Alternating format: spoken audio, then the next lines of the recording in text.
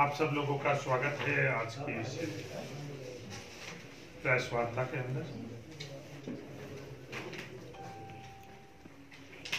राजस्थान के अंदर कांग्रेस की सरकार बनने के बाद सरकार ने फैसले लेने शुरू किए।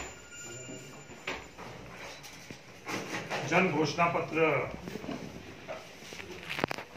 को सरकारी दस्तावेज पहली कैबिनेट बैठक के अंदर बनाया गया और जो सबसे पहली कैबिनेट बैठक थी उसमें सबसे पहले पेंशन जो 500 रुपए की थी और 750 रुपए की थी उसमें बढ़ोतरी कर 750 और 1000 के। किसानों की ऋण माफी के संदर्भ में जो पूर्ववर्ती सरकार ने सिर्फ बातें करी, सर्टिफिकेट बातें,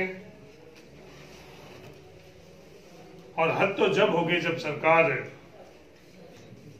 में हम लोग आए और जब हम लोगों को पता चला कि 8000 करोड़ रुपए सरकार को ऋण माफी के अंतर्गत बैंकों को देने थे। वो 8000 करोड़ में से सिर्फ 2000 करोड़ रुपए ही उन्होंने बैंकों को दिए और 8000 करोड़ में से जो 6000 करोड़ रुपए हैं, तो कांग्रेस पार्टी कभी भी इन राजनीतिक क्षेत्र में और सरकारी फैसलों के अंदर पूर्वाग्रहित होकर कभी भी कोई फैसला नहीं किया। जो कमियां उनकी रही वो कमियां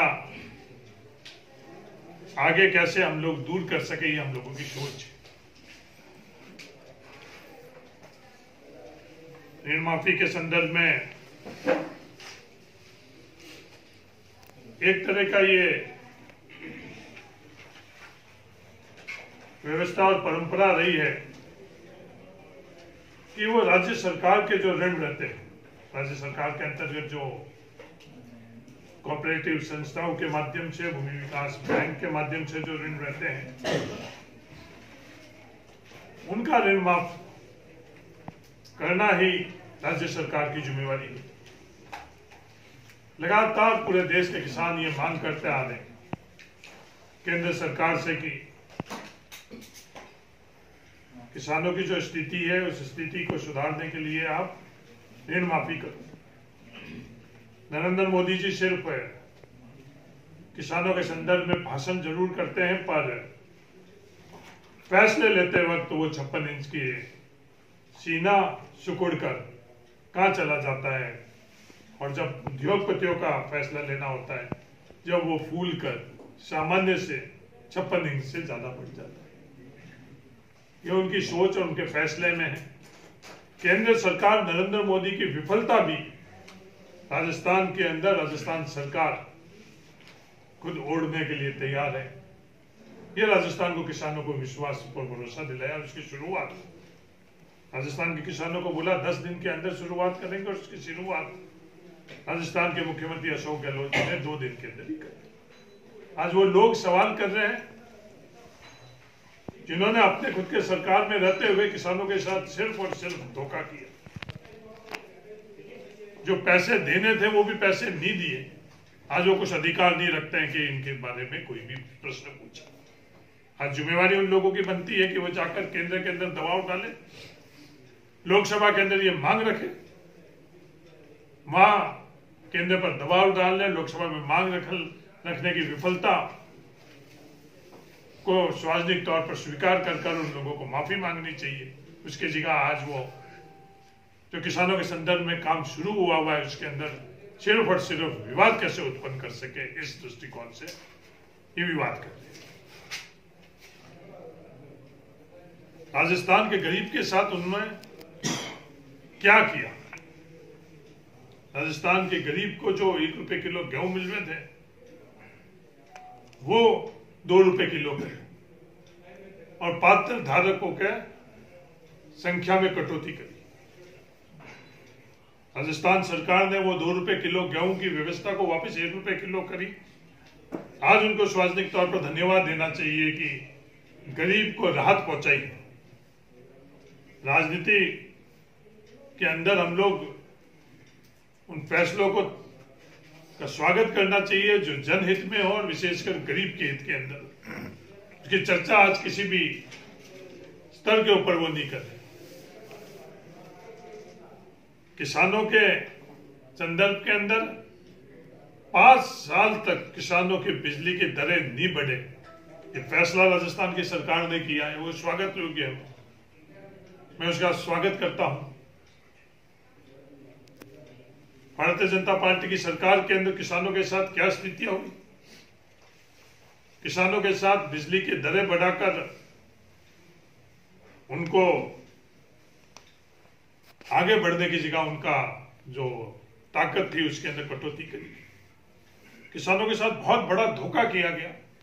अखबारों के माध्यम से ये बातें करी गई कि किसानों के कनेक्शन इस तारीख तक इतने कनेक्शन हो जाएंगे सरकार की तरफ से, और वो कनेक्शन नहीं होने के कारण किसानों की क्या स्थिति पूरे प्रदेश के अंदर भी और बाड़मेर के अंदर हुई। उन्होंने ऋण लेकर और वो पैसा चाहे ट्यूबवेल खुदाने का हो और चाहे स्पेशल के अंदर कनेक्शन लेने के लिए, राजस्थान की सरकार ने जून माह तक 1 लाख किसानों को बिजली के कनेक्शन देने का जो फैसला किया है उसका भी मैं स्वागत करता हूं और विश्वास दिलाता हूं 1 लाख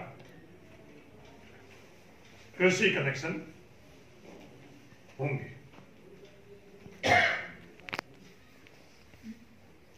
किसानों की आपदा के वक्त किसानों को अकाल में जिस मुआवजे के वो हकदार थे उस मुआवजा नहीं मिलना और नहीं मिलने के ऊपर उस संदर्भ में कोई भी बात सरकार में किसी जनप्रतिनिधि का नहीं करना और भी ज्यादा चिंताजनक है।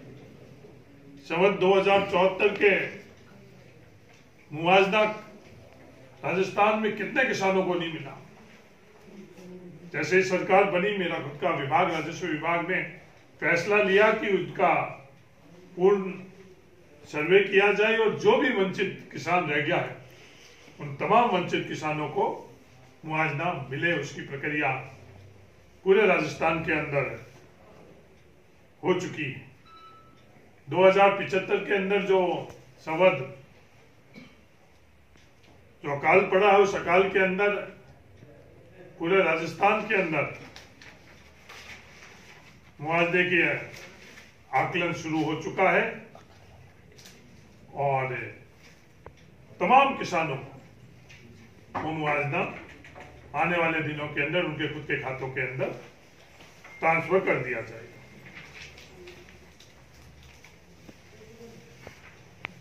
वित्तीय व्यवस्था किए बिना कांग्रेस की सरकार कोई भी कार्य नहीं करती।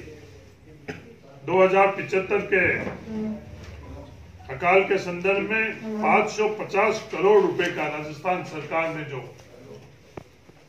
व्यवस्था की, 550 करोड़ रुपए आज तक इतिहास के अंदर मुआवजा के अंतर्गत राजस्थान को किसानों को नहीं मिला। इतनी बड़ी धनराशि की स्वीकृति राजस्थान के।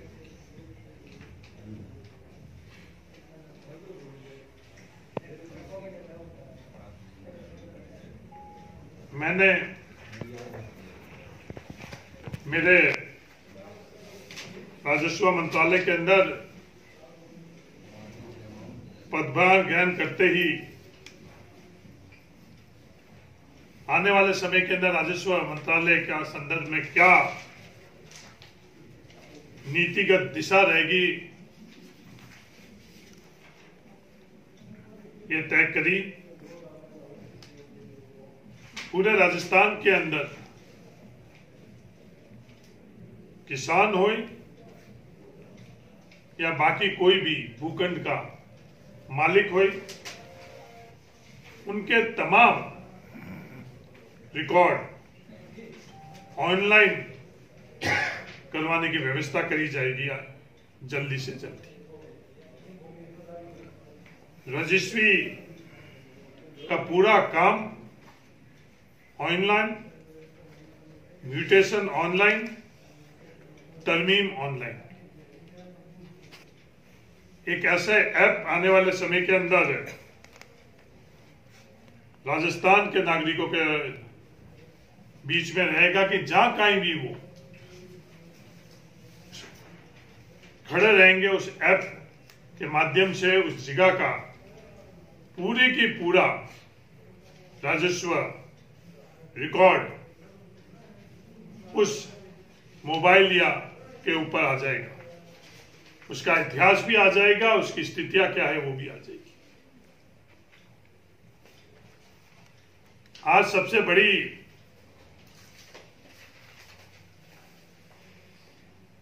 जो समस्या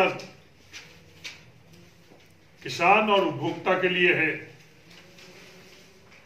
वो सबसे बड़ी समस्या है कि पारदर्शिता नहीं है। तो टेक्नोलॉजी के माध्यम से और जो समय लगता है उनको, वो समय कैसे कम हो सके, तो मेरे डिपार्टमेंट के अंदर ट्रांसपेरेंसी, जो पारदर्शिता है, जो टेक्नोलॉजी है, उस टेक्निक के माध्यम से, और जो टाइमिंग, जो समय जाया होता है, वो भविष्य के अंदर किसान या किसी भी भूखंड के मालिक का नहीं हो। एक और फैसला लिया गया कि जो पुराने नियम बने गए हैं, उन पुराने नियमों को जो आज के समय में व्यवहारिक नहीं है, उनका अध्ययन कराकर उन नियमों का भी वापस कैसे सुधार हो सके, उस संदर्भ में भी जल्दी आने वाले समय के अंदर राजस्व मंत्रालय फैसला करेगा।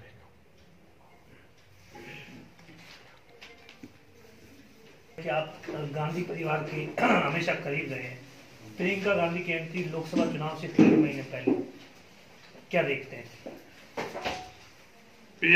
प्रियंका गांधी के कांग्रेस संगठन के अंदर जो उत्तरदायित्व मिला है, मैं व्यक्तिगत तौर के ऊपर उसका स्वागत करता हूं कि महासचिव के तौर के ऊपर प्रियंका गांधी जी को जो पद दिया है कांग्रेस पार्टी ने और राहुल गांधी जी, एक नई सोच देश के अंदर युवाओं के संदर्भ में नई ऊर्जा का ये संकेत है। और कांग्रेस पार्टी के कार्यकर्ता ही नहीं, देश के तमाम युवा इसके लिए उत्साहित है और इसका समर्थन है।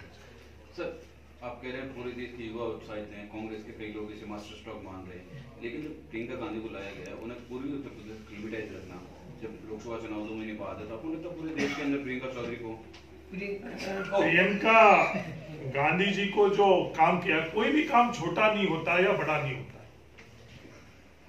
काम काम होता है। ये हम लोगों की सोच छोटी और बड़ा दायरा बनाती है कि जो भी कार्य प्रियंका गांधी जी को पार्टी में ने दिया है वो बहुत महत्वपूर्ण है। नहीं, वो उसका महत्व के संदर्भ में है, ये निर्णय, यह अधिकार पार्टी का है। कांग्रेस के नेताओं ने, कांग्रेस के राष्ट्रीय सचिव, कांग्रेस की केंद्रीय राजनीति में लगातार आप रहे हैं, तो आपको नहीं लगता है कि पूर्वी उत्तर प्रदेश की बजाय अगर प्रियंका गांधी, जिनसे पूरे देश में उत्साह है, आप कह रहे कांग्रेस में उत्साह है, अगर पूरे देश में उनका उपयोग किया जाता तो इसका कांग्रेस को बेहतर परिणाम? आप क्या सोचते हैं? निर्णय जो हो चुका है महासचिव होने पूर्वी, मैं मीडिया के मित्रों को यह कहना चाहता हूं कि कांग्रेस पार्टी के संगठन का जो तरीका है, उसके अंदर जनरल सेक्रेटरी को कोई न कोई कार्य का पदभार दिया जाता है। प्रियंका गांधी जी को पदभार दिया गया उत्तर प्रदेश को। उत्तर प्रदेश के अंदर 2 इकाइयां बनाई गई है, एक का पदभार प्रियंका गांधी जी को दिया हुआ, दूसरे का पदभार ज्योतिरादित्य सिंधिया जी को दिया हुआ। पूरा का पूरा देश के संदर्भ में कांग्रेस पार्टी के अंदर राष्ट्रीय अध्यक्ष राहुल गांधी जी को जिम्मेवारी दी गई। तो जो कांग्रेस पार्टी का संगठन का ढांचा है, उसके अंतर्गत ही उनको कार्य दिया जा सकता है। और जो सबसे महत्वपूर्ण कार्य है कांग्रेस पार्टी के दृष्टिकोण से, वो जिम्मेवारी उनको दी गई। ये तो जानते हैं कि उनको पूरी उत्तर प्रदेश की जिम्मेदारी दी गई है और ज्योतिरादित्य सिंधिया को पश्चिमी उत्तर प्रदेश की। मेरा सीधा सवाल है, क्या ये बेहतर होता, हरीश चौधरी क्या सोचते हैं, क्या ये बेहतर होता प्रियंका गांधी का उपयोग पूरे देश में किया जाता तो ज्यादा फायदा मिलता, या वो पूरी उत्तर ये सवाल ही नहीं उठता है अगर कांग्रेस का संगठन के बारे में कोई जानकारी रखता है। सवाल जब उठता है जब कांग्रेस की पार्टी का जो संगठन का व्यवस्था है उसके अंदर किसी न किसी बात। आज आप पत्रकार हो, क्या ये अच्छा नहीं रहता कि आप सभी पत्रिकाओं के अंदर आप लिखो? हाँ, ये अच्छा रहता कि आपकी प्रतिभा है वो सभी पत्रिकाओं के अंदर उसका उपयोग लिया जाए, पर ये व्यवस्था है, वो एडिटोरियल तय करता है कि उसके किस पत्रिका उसके अंदर आपके लेखन को वहां जगह मिले और किसका नहीं मिले। ये अधिकार किसको है? वैसे की वैसे पीटीआई के अंदर मेरे पास ये राइट्स हैं। हाँ, राइट्स है तो पीटीआई के माध्यम से ही है। उसके अलावा दूसरी एजेंसी के अंदर आपका थोड़ी है, तो अच्छा नहीं रहता कि सभी एजेंसी के अंदर हुई। सर, जिला बनाने की जो मांग चल रही है बालोतरा या राजस्थान में, और तो सर इसकी क्या गाइडलाइन होती है और इस सब जो बातें होती है किन किन बातों को ध्यान में रखा जाता है जिला बनाने को लेकर? सर, जिला बनाने का मांग बालोतरा के संदर्भ में और प्रदेश में दूसरी जगह भी काफी उठाई जाए। पहले की सरकार ने परमेश चंद्र कमेटी बनाई, 3 महीने के अंदर उनको रिपोर्ट देनी थी, और वो रिपोर्ट 3 महीने की जगह वो 4 साल के अंदर भी दे दी पाई। और अब जब उनकी सरकार गई उस वक्त उनकी जो रिपोर्ट है वो राजस्व मंत्री के तौर पर मेरे पास आई, गोपनीय रिपोर्ट है। उसका टर्म्स ऑफ रेफरेंस क्या है वो सरकार ने तय किया। उस रिपोर्ट के बारे में हम लोग अध्ययन कर रहे हैं और जो भी उचित निर्णय होगा उस रिपोर्ट का। किन किन बातों का ध्यान रखा जाता है? फाइनेंशियल्स वगैरह इन सब चीजों को देखा जाता है? कई पैमाने रहते हैं जिसमें वित्तीय, प्रशासनिक, भौगोलिक, उस क्षेत्र का पिछड़ापन, वो सब ध्यान में रखकर और जिले का निर्णय किया जाता है। सर, लोकसभा चुनाव की तैयारी शुरू है? लोकसभा चुनाव की तैयारी पूरी तरह से शुरू है। सर, जयपुर में एक बार फिर से लोकसभा में अगर कांग्रेस पार्टी चुनाव लड़ाएगी तो बिल्कुल तैयार है। सर, बीजेपी का ये कहना है कि जिसके पास कोई अनुभव राजनीतिक नहीं रहा, कभी चुनाव नहीं लड़ा, वो उत्तर प्रदेश में हमें क्या टक्कर दे पाएगी। ये तो गांधी लगता है, इसलिए प्रियंका गांधी का नाम लोकसभा, और ये एक तरह से परिवारवाद का आरोप लगा है। भारतीय जनता पार्टी की जैसी दृष्टि है उनके लिए सृष्टि वैसी। अनुभव रखते हैं या नहीं रखते हैं, वो काबिलियत पूरी देश ही नहीं दुनिया जानते हैं प्रियंका गांधी जी की। और आने वाले समय के अंदर लोकसभा के नतीजे बता देंगे उनके काबिलियत के संदर्भ। सर, जयपुर में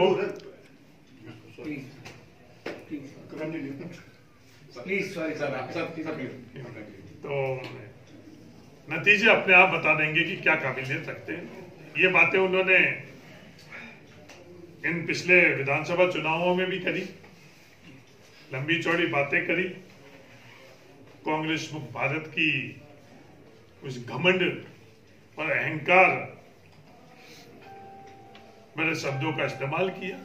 ये फैसला राजस्थान, मध्य प्रदेश और छत्तीसगढ़ के मतदाताओं के ऊपर था। भारतीय जनता पार्टी का अधिकार नहीं था। अपने अधिकार क्षेत्र से बाहर जाकर भी ऐसी टिप्पणियां उन्होंने करी और राजस्थान, मध्य प्रदेश और छत्तीसगढ़ की जनता ने फैसला कर लिया कि उनका अहंकार ठीक था या कांग्रेस का सबको साथ में लेकर चलने का सोच थी। सर, अभी थोड़ी देर पहले कर्नल सोनाराम चौधरी जो सांसद है यहाँ से, उन्होंने जिलाध्यक्ष के साथ अपनी बीजेपी की पार्टी की ओर से भी दावा किया कि जन घोषणा पत्र जो था उसके विपरीत उसको सरकारी दस्तावेज तो बना लिया, लेकिन 10 दिन में जो कर्ज माफी की बात थी उससे मुकर रहे, क्योंकि प्रधानमंत्री जी को खत लिख दिया है अब तो। और ये तो भैरव सिंह जी की सरकार थी जिन्होंने 10,000 का कर्ज माफ किया था। ये तो सिर्फ चुनाव जीतना था और बाकी कुछ नहीं। मैं मेरे खुद के संसद कर्नल सोनाराम जी को याद दिलाना चाहता हूँ कि जब आपकी सरकार थी राजस्थान के अंदर, उस समय किसानों को आपने कितनी मदद करी। सिर्फ 2000 करोड़ रुपए उन किसानों को देने के बाद आज भारतीय जनता पार्टी का कोई भी कार्यकर्ता अधिकार और हक नहीं रखता कि वो इस तरह की प्रश्न हम लोगों से पूछे। केंद्र के अंदर आज वो बाड़मेर जैसलमेर का प्रतिनिधित्व करता। अच्छा ये होता कि नरेंद्र मोदी जी के सामने लोकसभा के अंदर किसानों के ऋण माफी के संदर्भ में वो मांग रखते हैं और वहां दबाव। यहाँ की चिंता छोड़कर केंद्र के अंदर जो प्रतिनिधित्व के लिए उनको भेजा है, वहां से किसानों को राहत दिलाए, ये मेरा उनसे निवेदन है। सर, एक समाचार पत्र ने आज एक बहुत 50,000 के करीब किसानों के साथ एक तरीके से सरकारी तंत्र द्वारा धोखा करने की खबर छापी है। बहुत बड़ा मामला है। 50,000 लोगों के नाम कर्जा भी ले लिया गया और उसके बाद उन्होंने अपने स्तर पर वापस। ये जो कोई भी किसानों के नाम पर लूट हो रही, कोई भी कर रहा है, चाहे कोई व्यक्ति कर रहा है, चाहे संस्था कर रहा है, ये बिल्कुल गलत है। किसानों का अधिकार किसानों को मिले, ये सबकी जिम्मेवारी है और सबसे पहले सरकार की जिम्मेवारी है। उसका हक और अधिकार कोई भी रोकता है तो उसके खिलाफ कार्रवाई होनी चाहिए और सख्त से सख्त कार्रवाई होनी चाहिए। मेरे विभाग के अंदर कोई भी ऐसी बात आएगी तो मैंने जयपुर के अंदर ही मीडिया के मित्रों को और उनके माध्यम से राजस्थान के तमाम लोगों को और संस्थाओं को अपील की कि ऐसा कोई भी प्रकरण अगर उनके संज्ञान में आए तो वो मुझे बताए। मैं सख्त से सख्त कार्रवाई करेंगे। किसानों के हक के ऊपर कोई भी, अब वो समय चला गया है, कोई भी डाका डाल सके। अभी गवर्नर साहब की प्रेस कॉन्फ्रेंस में उन्होंने एक बात कही है कि केंद्र सरकार रेल मंत्रालय ने बाड़मेर जैसलमेर रोहड़ रेल लाइन को मंजूरी दे दी है। उसके अंदर कुछ जॉइंट वेंचर होना है जिसमें राजस्थान सरकार का 25% का शेयर रहेगा। उनका कहने का ये राजस्थान सरकार पे है कि वो 25% शेयर देकर इस प्रोजेक्ट को कंप्लीट करती है या रोकती है। और सर, इसके साथ माफी चाहूंगा मैं, एक और इससे जुड़ा हुआ सवाल है। बाड़मेर में अभी बाड़मेर से मुंबई के लिए बहुत बड़ा एक सोशल मीडिया पर एक जन आंदोलन चल रहा है, कैंपेनिंग चल रही है और आपसे उन्होंने हमसे उम्मीद की है कि हम आपके जरिए ये बात उन तक पहुंचाएगी, आप उसमें क्या मदद करेंगे? जैसलमेर बाड़मेर भंभार रेलवे लाइन के संदर्भ के अंदर एनडीए की सरकार, कांग्रेस की सरकार, जिस वक्त मैं लोकसभा का सदस्य था, उस वक्त काम शुरू हुआ था और वो काम सर्वे के रूप में रेलवे की व्यवस्था है, काम शुरू होना, पूरा का पूरा सर्वे हो चुका था। उस सर्वे के अंदर टेक्निकल और फाइनेंशियल दोनों तरह का सर्वे था, वो हो चुका था। फाइनेंशियल डेफिसिट, जो वित्तीय घाटा उसके अंदर दर्शाया गया था, वो केंद्र की सरकार, रेलवे मंत्रालय और हम सब जनप्रतिनिधि को पता था। उसके बावजूद सिर्फ लोकसभा के मेजे थपथपाने और वाहवाही लेने के क्रम जो है भारतीय जनता पार्टी का, वही उन्होंने जारी रखा और बाड़मेर की इसको घोषणा करना और उसके बाद यहाँ इश्तिहार लगाना, बैनर लगाना, प्रेस कॉन्फ्रेंसेस कराना, ये सब उन्होंने किया। उस दिन भी मैंने ये निवेदन किया कि आप ये कार्य जल्द से जल्द धरातल पर शुरू करो। केंद्र सरकार से जब लोकसभा के एक माननीय सदस्य ने सवाल पूछा कि क्या ये रेलवे लाइन आप शुरू कर रहे हो, तो केंद्र सरकार का जवाब था कि नहीं, ये रेलवे लाइन हम शुरू नहीं कर रहे हैं क्योंकि ये फाइनेंशियल डेफिसिट की वित्तीय घाटा है इसके अंदर। एक तरफ तो नरेंद्र मोदी जी 55 के अंदर ये बात करते हैं कि हम कोई भी घोषणा करने के लिए घोषणा नहीं करते हैं, और जब हकीकत कागजों के अंदर आई, मेरे कोई भी मित्र अगर इस तरह की बात करते हैं तो मैं उनसे निवेदन करना चाहता हूं, अब रेलवे बजट आने वाला है, रेलवे बजट के अंदर इसका ऐलान करें और इस ऐलान के बाद के अंदर जो प्रक्रिया प्रशासनिक उसको शुरू करें। मैं उनको विश्वास दिलाता हूं कि बाड़मेर के हक और अधिकार के लिए कहीं भी जाना पड़े, राजस्थान के अंदर राजस्थान सरकार का अगर वित्तीय अगर उनका कहीं ना कहीं भागीदारी अगर चाहिए तो वो भागीदारी हम लोग सुनिश्चित करवाएंगे। जब कभी भी पहले आवश्यकता पड़ी तो उस क्षेत्र के अंदर जिस किसी भी विभाग की आवश्यकता पड़ी, मोहनगढ़ बाड़मेर जो पेयजल की योजना थी उसके अंदर डिफेंस ने भागीदारी रखी। उस वक्त भी डिफेंस से वो वित्तीय व्यवस्था कराकर बाड़मेर को पेयजल का पानी पहुंचवाया। मैं मुझे ये निवेदन करना चाहता हूं, जहां कहीं भी पहले अपना रेलवे केंद्र का काम उससे ये शुरू कराएं और सिर्फ बातें और आरोप नहीं लगाएं। राजस्थान के बजट के अंदर गरीब, किसान, नौजवान, गांव, शहर सबके लिए राहत मिली। पशुपालकों के संदर्भ में भी फैसला लिया गया और आपने सवाल नहीं पूछा, मैं इंतजार कर रहा था। दूध के ऊपर 2 रुपए बोनस पशुपालकों को देना, यह फैसला भी राजस्थान की सरकार ने बजट से पहले ही विधानसभा के पटल के ऊपर घोषणा कर। तो कोई भी वर्ग नहीं रहेगा, चाहे वो पशुपालक हो, चाहे सरकारी कर्मचारी हो, चाहे नौजवान हो, सभी वर्गों को राजस्थान के अंदर बजट के अंदर स्थान मिलेगा। मेरे मित्र आरक्षण के संदर्भ में भी बातें कर रहे हैं। मैं उनसे याद दिलाना चाहता हूं, राजस्थान की सरकार ने 14% आरक्षण विधानसभा के अंदर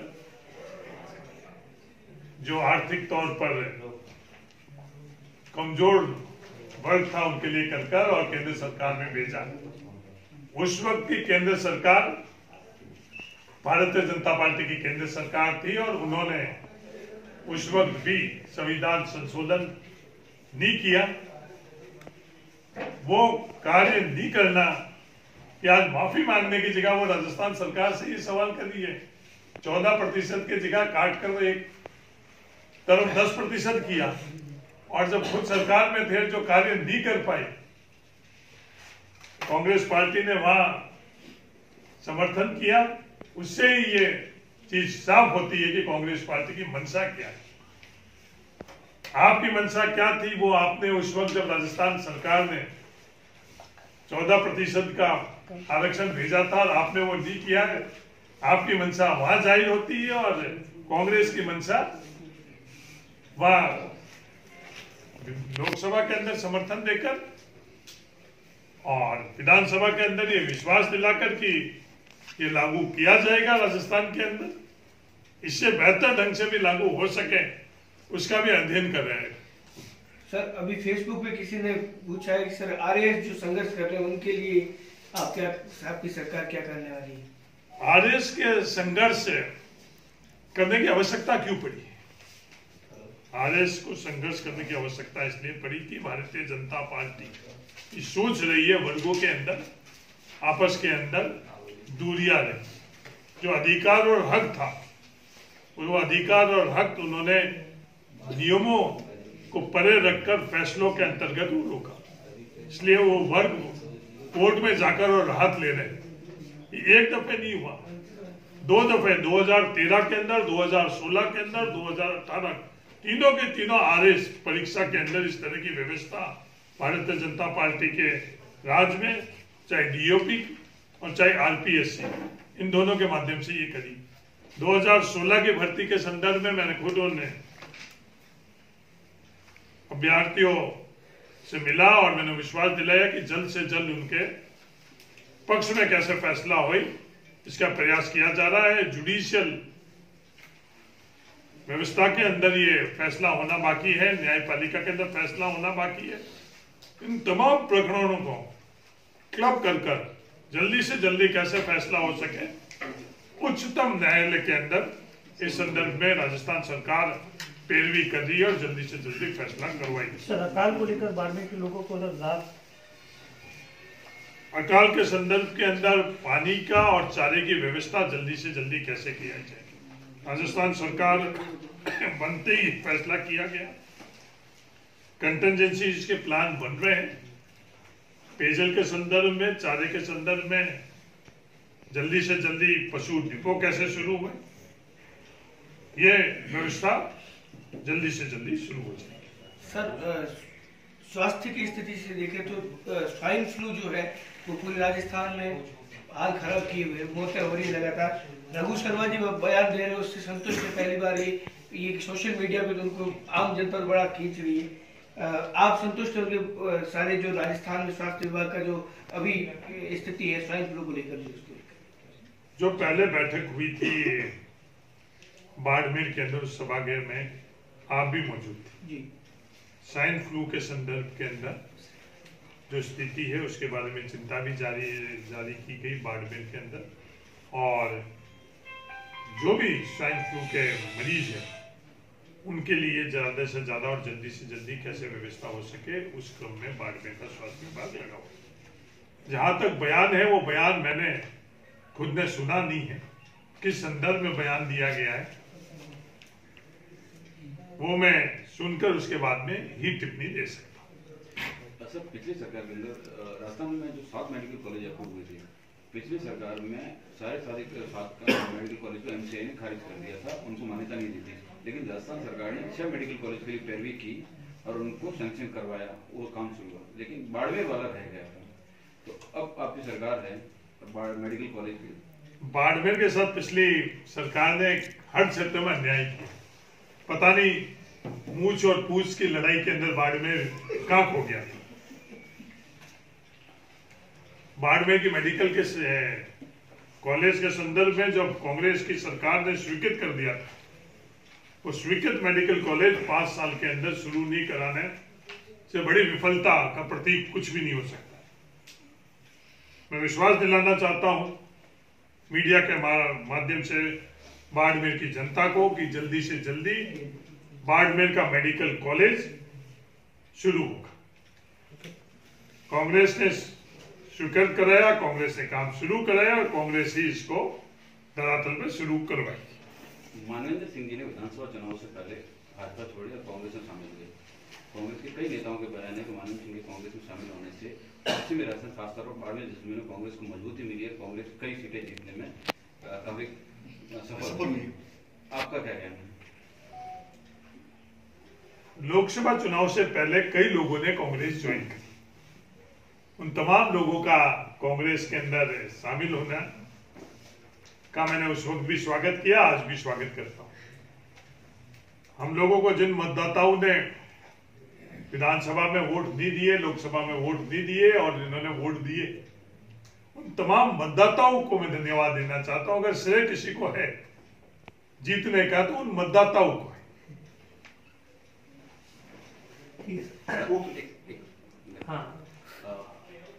इस तरह की सर, आम दिनों में कहते तो हम आपसे पूछते नहीं सर, आम दिनों में कहते तो हम आपसे पूछते नहीं, लोकसभा चुनाव से पहले कहा है, इसलिए पूछ रहे हैं कि चुनाव लड़ने जैसी अगर स्थिति आती है और वो पार्टी बदलते हैं तो आप स्वागत करें। सवाल पूरा मैं करता हूं। मोदी जी का ये कहना है कांग्रेस में सुधार और राहुल गांधी का कहना है कि कांग्रेस ही बनाना, कांग्रेस की विचारधारा है कांग्रेस ही बनाना। तो क्या जो कांग्रेसी थे अब कांग्रेस नहीं रहे, भाजपा बन गए, उनको वापस से कांग्रेस ही बनाया जाएगा? घर वापसी क्या उनको वापस कांग्रेस ही बनाया जाएगा? जो राहुल गांधी का विचार है, जो आप कह रहे हैं, राहुल गांधी का प्रदेश के पार्टी अध्यक्ष हैं, तो क्या कर्नल सोनाराम चौधरी वापस कांग्रेस से बनने जा रहे हैं? कांग्रेस से बनने जा रहे हैं या नहीं जा रहे हैं ये तो उनको निर्णय, या आपके प्रयास है, पार्टी अध्यक्ष के आदेश है कि कांग्रेस ही बनाया जाए? मेरा ऐसा किसी कोई प्रयास नहीं है कि किसी भारतीय जनता पार्टी के मेरे मित्र को मैं कांग्रेस के अंदर लेकर आऊं। ऐसा मेरा प्रयास नहीं तो पहले था, नहीं आज है और नहीं भविष्य। आप स्वागत करते हैं? कोई भी कांग्रेस पार्टी की विचार और विचारधारा से सहमत है। कर्नल सोनाराम चौधरी का आते हैं, कर्नल सोनाराम जी भी है, कोई के अंदर सब शामिल है, कोई भी। पिछले दफे भी ये बयान आया था, ये सवाल आया था, जो सवाल का जो जवाब था उस वक्त भी वही था, आज भी है और भविष्य के अंदर भी ये रहेगा। आपके स्वागत के बड़े मायने हैं। पिछली बार आपने कर्नल मानवेंद्र सिंह और कर्नल सोनाराम दोनों का स्वागत किया था, तो एक तो आ गए, अब दूसरी एक तो आ चुके हैं, आई तो उनका स्वागत और स्वागत किया उनका। दूसरे कर्नल साहब मैं खुद लेकर उनको यहाँ आने से तो मेरा उस वक्त भी, उस दिन भी मेरा स्वागत था। और दूसरे कर्नल साहब का भी स्वागत है। किनका? सोनाराम चौधरी का। कर्नल सोनाराम जी का क्यों? मैं हर व्यक्ति जो कांग्रेस की विचारधारा से सहमत है उनका स्वागत है। आप भी अगर कांग्रेस की विचारधारा से सहमत हो और आप अगर सदस्य बनते हो तो आपका भी स्वागत है। कई पत्रकार हम लोगों के दल को ज्वाइन किया और आई, सबका स्वागत है। मेरा हम लोगों का तो ये ओपन इन्विटेशन है कि कांग्रेस के विचार और विचारधारा से सहमत होकर हमारे साथ शामिल हो। सर, जयपुर में जो लोकसभा जो रायशुमारी हुई, इसको लेके किन बातों को लेके रायशुमारी हुई? जयपुर में लोकसभा चुनाव की तैयारी कांग्रेस पार्टी ने कर चुके हैं। मैं का प्रभारी के अंदर भी हम लोगों ने संगठन के तमाम पदाधिकारी और आमजन से राय लेना शुरू किया। हमारा लक्ष्य है कि 25 की 25 सीटें हम लोग कैसे